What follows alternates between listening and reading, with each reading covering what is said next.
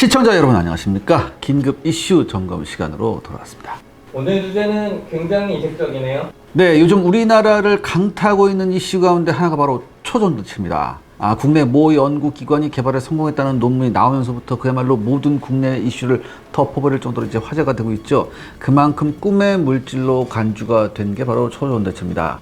당연히 이런 엄청난 물질은요, 군사적으로도 대단히 활용 가치가 높다고 볼 수 있습니다. 따라서 오늘 샤르 군사연구소에서는요, 만약 상온상압 초전도체가 군사적으로 쓰인다면 어떤 효과를 누릴 수 있고 어떤 무기가 나올 수 있는지 상상의 나래를 한번 펴보기로 하겠습니다.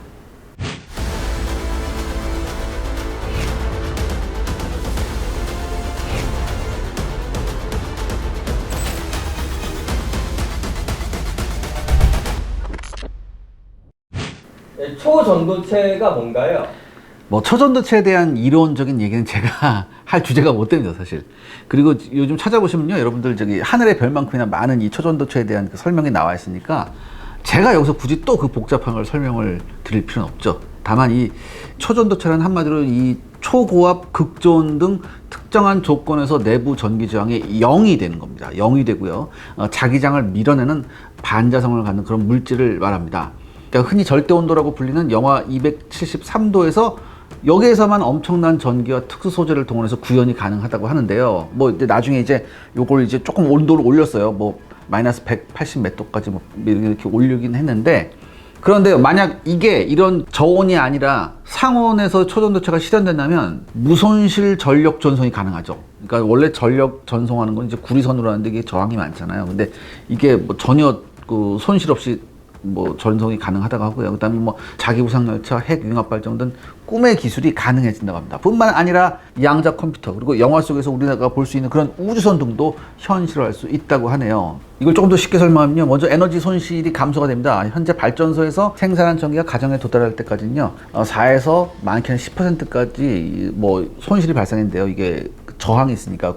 그러니까 이제 구리선의 전기 저항 때문에 전기가 열로 변해서 이런 전력 손실이 크게 되는데, 미국에서는 연간 22조 원 정도 전력이 송전 과정에서 전력 손실로 사라진다고 합니다. 근데 만약 상온 초전도체를 사용하면 이건 저항이 0이니까 거의 손실 없이 전기를 아주 굉장히 먼 곳까지 보낼 수 있다는 거죠. 아무리 이 전선을 보내는 그 와이어가 길어진다 하더라도, 그러니까 바다 건너도 우리가 보낼 수 있는 거예요. 만약에 전기를 수출할 수도 있고 그런 거고요.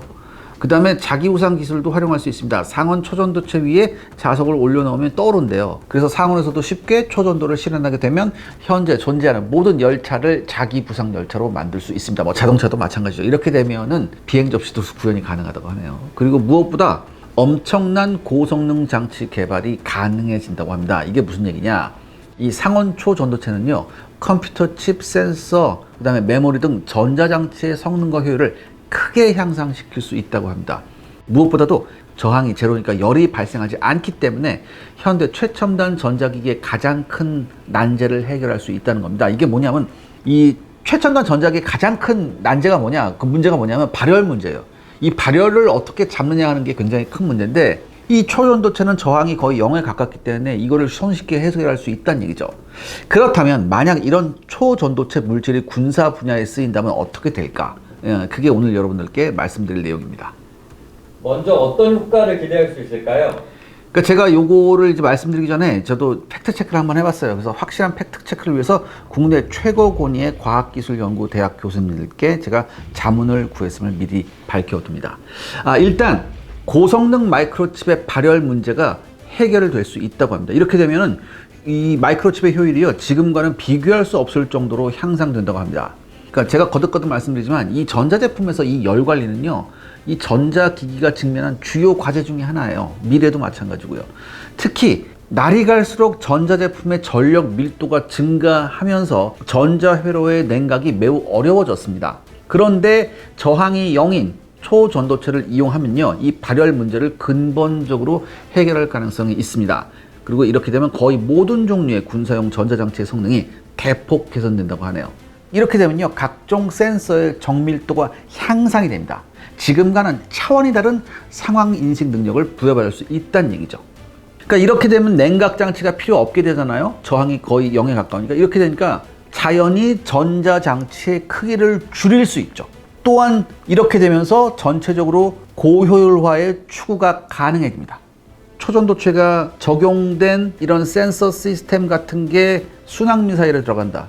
그러면 순항미사일에 예전에는 이런 게 센서가 들어가서 굉장히 컸거든요, 부피가. 근데 이게 확 줄어들고 그만큼 탄두 고폭탄을 더 실을 수도 있는 거예요. 그리고 이 정확도 이런 것도 훨씬 향상이 되고 필턴이 거의 완벽하게 되기 때문에 이 정밀 유도 무기의 성능도 엄청나게 큰 폭으로 개선될 수 있어요. 그러니까 이건 단지 제가 지금 순항 미사일만 예를 드린 거지만 이거 탄도 미사일이나 등등등등 다 해당되는 겁니다. 발열하면 레이더가 갖는 가장 큰 문제점인데 이것도 개선이 가능할까요? 근데 제가 교수님들 말씀을 들어보니까 레이더는 조금 다른 이야기라고 해요.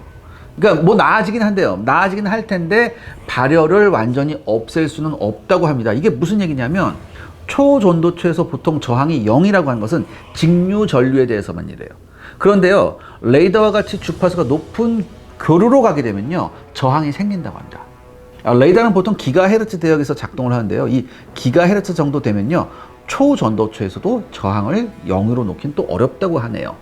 따라서요, 레이더 자체의 거리라든가 이런 거의 성능을 기대하는 건 아니지만 그래도 이런 건 있대요. 이 전자기기나 마이크로칩의 성능이 대폭 개선되기 때문에 레이더의 해상도만큼은 엄청나게 개선될 개연성이 있다. 이렇게 말씀을 하셨습니다. 또한 이 초전도체가 양자 역학에 적용된다면 또 다른 이야기라고 하네요. 특히 양자 레이더에 적용된다면요, 더 이상 이 세상에 스텔스 전투기는 존재하지 못할 것이라고 이렇게 합니다. 이 양자 역학이나 이를 응용한 장비들은요, 아직 제가 공부가 한없이 부족해요. 제가 보려고 했는데 무슨 얘기인지 진짜 모르겠어요. 그래서 그럼에도 불구하고 좀 봤는데 일단 여러분들 이 양자 역학을 이해하기 위해서는요, 천연 루비 7개가 필요하고요. 자세한 설명은 생략하겠습니다. 아무튼 레이더의 성능 개량에 있어서도 초전도체의 역할은 어느 정도 있습니다. 또한 금속을 사용하는 레이더 주변 장치를 초전도체로 바꾼다면 직접 회로나 모듈 수준에서 효율 개선은 굉장히 기대해 볼 만하다고 합니다. 그렇다면 좀 더 가능성이 있는 무기 체계는 뭐가 있을까요? 네, 초전도 자석과 음향 및 펄스 압력 장치로 구성된 기뢰 제거 기술이 있습니다. 그러니까 이 세 가지를 결합하면요, 이게 어떻게 되냐면 적이 설치해 놓은 기뢰가, 이 기뢰라는 게 뭐냐면 함정이 접근하면 그 자기장으로 폭발하는 거거든요. 근데 이런 기술을 쓰면요, 기뢰가 함정이 접근하는 것으로 착각을 할 수 있어요. 그래서 스스로 폭파한다고 합니다. 그러니까 지금까지는 여러분들 기뢰를 탐지하려면 일일이 찾아서 이거를 폭파시켜야 됐었어요. 이거 굉장히 위험한 작업이거든요. 근데 이럴 필요 없이 요거를 사용하게 되면 알아서 기뢰들이 폭파된다는 얘기죠. 또한 초전도 추진함이라는 게 있습니다. 이게 전자 유체력을 이용한 추진 방식인데요. 전자 유체력은 MHD, 마그네토 하이드로 다이나믹스라고 하는 겁니다. 그러니까 이 방식을 채택하면요, 프로펠러가 없는 선박이 가능합니다. 선체 밑에 초전도 자석을 설치해서요, 해수의 자기장을 걸어주고 이 자기장과 교차시켜서 해수의 전류를 흘리면요, 여기서 전자력이 발생해요. 그리고 그 반작용으로 추진력을 얻어서 선체가 움직이는 원리입니다. 이렇게 되면요, 동력부가 간편해져서 함정이 다양한 형태를 가질 수 있고요, 제어성이 뛰어나고 진동과 소음을 최소화할 수 있다고 합니다. 근데 놀라운 것은요, 이미 이런 형식의 추진선을 과거 일본이 이미 만들어 본 경험이 있다는 거죠.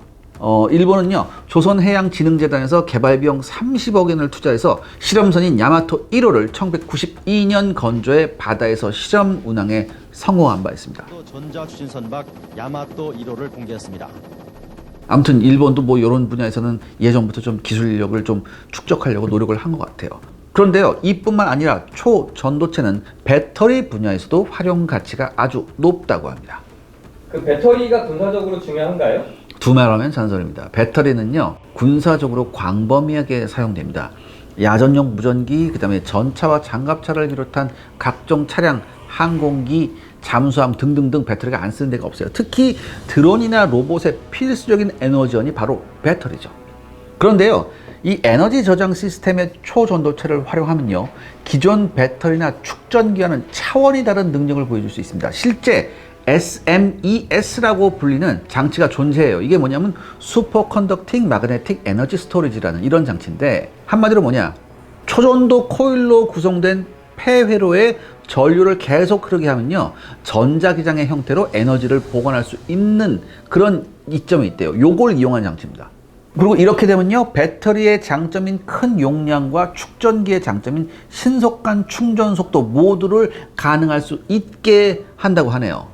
충전의 경우에는요, 시간이 굉장히 대폭 줄어듭니다. 경우에 따라서는 거의 즉시 충전 효과를 볼 수도 있다고 합니다. 그러니까 에너지 저장 장치의 혁신으로 드론이나 로봇 등 무인 병기가 급속도로 발전하게 됩니다. 현재 대부분 소형 드론이 작전 가능한 시간이 보통 한 30분 정도 돼요. 근데 이 한계점을 극복할 가능성이 굉장히 높죠. 그리고 만약 드론이나 로봇한테 고성능 SMES를 탑재하게 되면요, 충전할 때요, 수초 안에 완충이 가능해지는 거죠. 이렇게 되면 에너지 저장 장치의 용량과 충전 문제가 한꺼번에 해결을 됩니다. 그리고 무소음, 무발열의 전기 모터를 사용해서 무인 로봇 탱크와 항공기가 등장하는 것도 꿈만은 아니죠. 하지만 상온 상압 초전도체가 없는 현재는요, SMES를 위해서 거대한 냉각 장치가 필수적입니다. 그렇기 때문에 입자 가속기나 핵 융합 시설 등 연구실 레벨에서 제한적으로 사용되는 게 현실이죠. 그러니까 만약에 초전도체가 나오면 이걸 완전 소형화시킬 수 있으니까 모든 게 거의 다 해결된다고 보면 되고요. 그러면 이런 얘기가 또 나올 수 있습니다. 기존 배터리에 만약에 초전도체를 응용한다고 하면 어떻게 되냐? 기존 배터리는요, 여기에다 초전도체 기술을 응용한다고 해서 이 스토리지 용량이 큰 폭으로 증가하는 것은 아니라고 해요.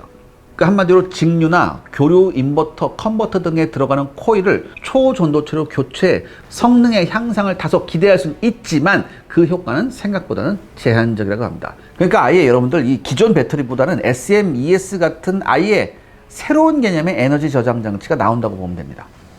그렇다면 초전도체를 이용한 무기의 끝판왕은 뭐가 있을까요? 네, 역시 이게 레일건이죠. 여러분 아마 아실 거예요. 영화 이레이저에 매우 특이한 무기가 등장합니다. 이 영화에 등장하는 EM건, 이른바 이제 일렉트릭 마그네틱 건인데 이른바 이제 레일건이에요. 이 EM건은요, 표적을 엑스레이로 자동 감지해서 발사합니다. 그리고 5cm 철판도 간단하게 뚫어버리는 가공할 만한 무기죠. 특히 작동 원리가 전자석 펄스 방식이에요. 화약의 폭발력에 의해서 발사되는 기존 총알이 아닌 알루미늄 탄환을 이 전자석을 이용해서 초음속으로 연속 발사하는 그런 총이에요. 그러니까 여러분들 기존의 화약식 총포의 포구 초속은요, 최대 1500m입니다. 초속이. 이렇게 되면 유효 사거리는 수십 킬로미터에 불과하죠. 그러니까 뭐 K9 같은 것도 40km, 그러니까 연장탄을 쏴야지 이런 정도 나가는데, 이걸 극복하고자 나온 것이 사실 미사일이에요. 하지만 총포도 큰 장점이 있긴 해요. 미사일과 달리 탄환 자체의 추진기간이 없기 때문에 탄두 중량이 같은 경우라면 한 발당 발사 단가가 미사일보다는 훨씬 싸죠. 그리고 발사 속도도 훨씬 빨라요. 그런데 기존의 총포가 가진 이러한 장점을 최대한 살리면서 더욱 멀리, 더 빠르게 발사할 수 있는 신개념의 무기가 바로 레일건입니다. 레일건은 사실 오래전에 도출된 기술이에요. 1917년에 프랑스의 발명가 루이 옥타브 포시영 빌레플레르가 기존 총포와는 달리 등극 모터의 원리를 이용해서 도체로 만들어진 탄환을요, 한 쌍의 금속재 레일 사이에 오직 전기의 힘만으로 가속해서 발사하는 포의 개념을 창안했습니다. 이 레일건은요, 포신 노릇을 하는 서로 평행한 한 쌍의 금속재 레일을 하나의 전원에 연결한 구조예요. 그리고 두 레일 사이에 도체로 만들어진 포탄을 물리면 이것으로 포 전체에 전기가 통하는 회로가 완성되는 겁니다. 즉, 전원에서 나온 전류가 양극 레일을 거쳐서 포탄을 통해 반대편의 음극 레일로 들어가서 다시 전원으로 돌아가는 거죠. 이러한 전류의 흐름으로 인해서 레일건은 그 자체가 하나의 전자석과 같은 속성을 띠게 됩니다.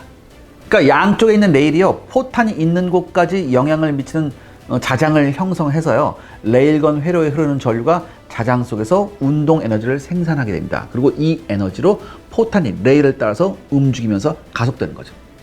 이 레일건의 장점은요, 엄청난 포구 초속입니다. 레일건은 이론상 마하 10 이상의 포구 초속을 낼 수 있어요. 이는 탄환에 작용하는 힘의 크기가 전류의 제곱에 비례하기 때문입니다. 따라서 기존의 화약식 탄환과는 달리 충분히 큰 전류만 공급된다면 탄환에 매우 큰 힘을 작용해서 매우 빠른 속도로 발사할 수 있어요. 특히 탄의 파괴력을 좌우하는 운동 에너지는요, 속도에, 제가 말씀드렸죠, 속도의 제곱에 비례한다고. 이렇기 때문에 사거리를 수백 킬로미터까지 늘릴 수 있습니다. 더욱 중요한 것은 레일건은요, 탄두만 장전하면 되니까 이동상 장전 속도가 굉장히 빨라요. 그냥 툭툭툭툭 뭐 찰커닥 할 필요 없이 툭툭툭툭 하면 되니까. 그렇기 때문에 이러한 레일건은요, 이론적으로는 전차포나 곡사포, 함포, 대공포 등의 군사적 용도로 활용이 가능합니다. 특히 인공위성이나 우주선 발사 시 기존의 로켓을 보조하거나 대체할 가속수단 혹은 핵융합 발전 시의 시동장치로도 이 레일건 같은 효과가 굉장히 유효하대요. 물론 레일건의 큰 단점이 있습니다. 발사 시 엄청난 양의 전력을 사용한다는 점인데요. 이는 충분한 전력을 공급받기 어려운 곳에서는 사용할 수 없다는 걸 의미하죠. 왜냐하면 여기다 막 코일을 막 감아놔서 여기서 엄청난 전기를 흘려야지 여기서 자기장이 일어나니까. 그쵸? 그래서 레일건 자체는요, 초전도체가 있으면 굉장히 좋습니다. 솔직히 필수적이에요. 전자기력을 이용한 초고속 총포류는요, 총열 포신이 초전도 상태가 아니면 저항으로 인한 고열로 인해서 총열이 증발할 수도 있습니다. 또한 전기 에너지의 손실을 최대한 줄여야 하는 레일건에서 초전도체는 그야말로 이보다 더 좋을 수 없는 선택이죠. 시청자 여러분들의 구독과 좋아요는 영상 제작에 정말 큰 도움이 됩니다. 여러분들 부탁드리겠습니다. 구독과 좋아요. 자, 초전도체가 진짜 군사적으로 쓰일 수가 있을까요? 그러기 위해서는요, 양평의 초전도체를 대량 생산할 수 있어야 합니다. 근데 제가 이번에 인터뷰한 교수님들은요, 한결같이 초전도체의 품질도 문제가 될 수 있음을 지적하셨습니다. 지금 얘기가 되고 있는 상용 초전도체들 계열은요, 전부 다 그 물질 자체를 놓고 보면 깨끗한 물질이 아니라고 하네요. 그러니까 우리가 흔히 생각하는 깨끗한 물질이라는 것은 뭐냐면은 원자 한 종류로 구성된 거래요. 예를 들어서 이제 크리스탈 같은 거죠. 그러니까 이렇게 구조가 잘 정의된 이런 물질들이 깨끗한 물질이에요. 그런데 보통 고온 초전도체라고 하거나 이번에 상온 초전도체일지도 모른다고 해서 이제 주목받는 이런 물질들은요, 세라믹 계열의 산화물이라고 합니다. 이게 막말로 좀 지저분하다고 해요. 그러니까 쉽게 말해서 어떤 물질의 순도 개념에서는 엄청나게 불순물이 많은 상태라고 합니다. 이런 물질로 만든 초전도체는요, 초전도체 고유의 성질 특성이 매우 안 좋을 수 있다고 합니다. 즉, 양품 생산이 쉽지 않다는 얘기죠. 특히 이런 상온 초전도체가 고주파 영역에서 이제 얼마나 더 좋은 물성을 보이느냐가 관건이라고 합니다. 그럼에도 불구하고 우리나라가 가장 먼저 의미 있는 초전도체 물질을 만들어낸다면 이 분야에서 입도 선매가 가능하다고 합니다. 이렇게 되면 솔직히 여러분들 게임이 끝나죠. 왜 게임이 끝날지 여러분 잘 알 수 있을 거예요. 기술 대국으로 완타치로 쪼갤 수 있습니다. 우리가 원하는 건 다 우월한 입장에서 그 어떤 나라하고도 협상할 수 있어요. 그러니까 우리가 가지고 싶은 궁극적의 전략무기도 가능하죠. 이렇게. 오케이? 그러니까 여러분들 이게 우리나라라도 좋은 거 아니에요. 그러니까 이게 제발 진짜였으면 좋겠습니다.